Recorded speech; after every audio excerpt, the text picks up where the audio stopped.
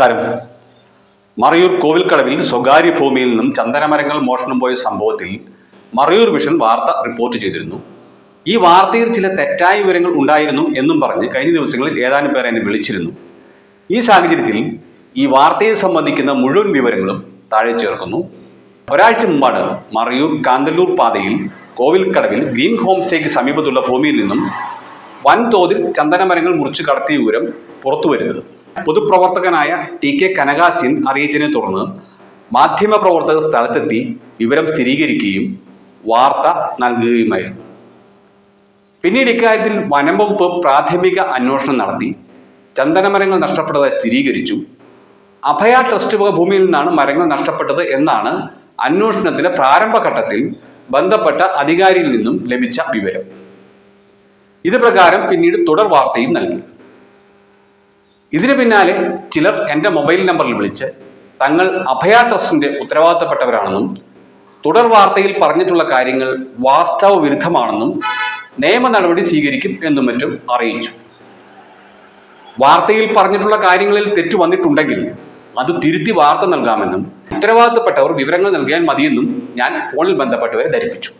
ഇവരിൽ ഒരാൾ വഴിയെ കാണാം എന്നും പറഞ്ഞാണ് സംഭാഷണം അവസാനിപ്പിച്ചത്. ഇക്കാര്യത്തിൽ എൻ്റെ നിലപാടും ഇതുതന്നെ. നിലവിൽ ചന്ദനമരങ്ങൾ നഷ്ടപ്പെട്ടത് ആരുടെ ഭൂമിയിൽ നിന്നാണ് എന്ന് കാണിക്കുന്ന കൃത്യമായ രേഖകളൊന്നും പുറത്തു വന്നിട്ടില്ല. ഈ സംഭവം പുറത്തെത്തിച്ച ടി.കെ. കനകാസ്യൻ തുടർ വാർത്തയിൽ തെറ്റുവന്നിട്ടുള്ള വിവരം ചൂണ്ടിക്കാട്ടി മറയൂർ വിഷൻ പ്രതിനിധിയെ സമീപിച്ചിരുന്നു. അന്ന് തന്നെ അദ്ദേഹത്തിന്റെ 10 മിനിറ്റോളം നീളുന്ന പ്രതികരണം മറയൂർ വിഷൻ സംപ്രേഷണം ചെയ്തു. വാർത്തകളിൽ പലതരത്തിൽ തെറ്റുകൾ സംഭവിക്കാം. സ്വാഭാവികമായും ബാധിക്കപ്പെട്ടവർ വിളിക്കുമ്പോഴാണ് മാധ്യമ സ്ഥാപനങ്ങൾ ഇതേക്കുറിച്ച് അറിയുക. അപ്പോൾ കാര്യങ്ങളിൽ വ്യക്തത വരുത്തി വാർത്ത നൽകുകയാണ് നവമാധ്യമങ്ങൾ അടക്കം സ്വീകരിച്ചു വരുന്ന ശൈലി. വാർത്തയിൽ തെറ്റുണ്ടെന്ന് അറിയിച്ചപ്പോൾ തന്നെ വിവരങ്ങൾ വിശദമാക്കിയാൽ വാർത്ത നൽകാമെന്ന് വിളിച്ചവരോട് മറയൂർ വിഷൻ പ്രതിനിധി അറിയിച്ചിട്ടുണ്ട്.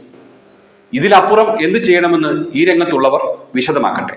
ഇപ്പോഴും ചന്ദനമരങ്ങൾ നഷ്ടപ്പെട്ട സംഭവത്തിൽ ദുരൂഹത വിട്ടൊഴിഞ്ഞിട്ടില്ല. 20-ലേറെ ചന്ദനമരങ്ങൾ ഇവിടെ നിന്നും മുറിച്ച് കടത്തിയിട്ടുണ്ടാവാമെന്നാണ് ഇത് സംബന്ധിച്ച് ടി.കെ. കനകാസ്യന്റെ വെളിപ്പെടുത്തൽ. ചന്ദനമരങ്ങൾ നഷ്ടപ്പെട്ടത് സംബന്ധിച്ച് ഇതുവരെ പരാതിയൊന്നും ലഭിച്ചിട്ടില്ലെന്ന് പോലീസ് വനംവകുപ്പ് അധികൃതർ നേരത്തെ വ്യക്തമാക്കിയിരുന്നു.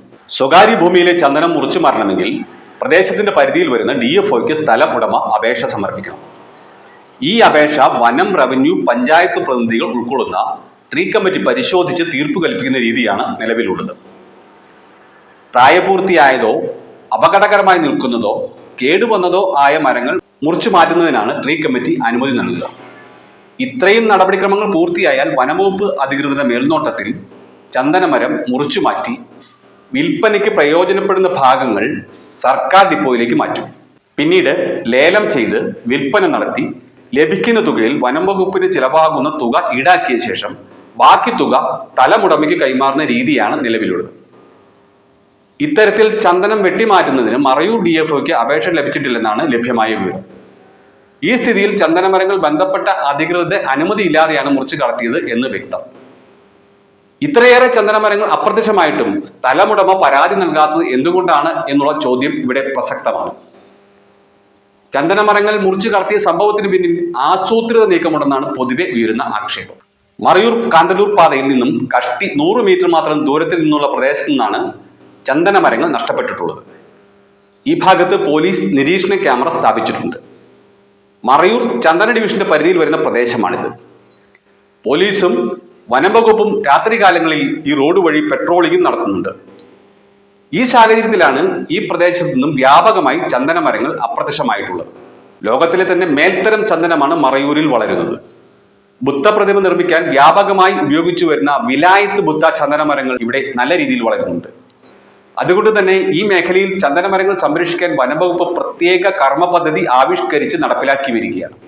മറയൂരിലെ ചന്ദനത്തിന് കിലോയ്ക്ക് 20,000 മുതൽ 30,000 രൂപ വരെ വില ലഭിക്കുന്നുണ്ടെന്നാണ് പുറത്തു വന്നിട്ടുള്ള വിവരം. ഈ സാഹചര്യത്തിലാണ് മറയൂരിൽ നിന്നും വൻതോതിൽ ചന്ദനമരങ്ങൾ മുറിച്ചു കടത്തിയതായുള്ള വിവരം പുറത്തു വന്നിട്ടുള്ളത്. ഇക്കാര്യത്തിൽ എന്ത് നടപടികളാണ് ഇനി ഉണ്ടാകുക എന്ന് കണ്ടറിയണം. News desk, Marayoor vision.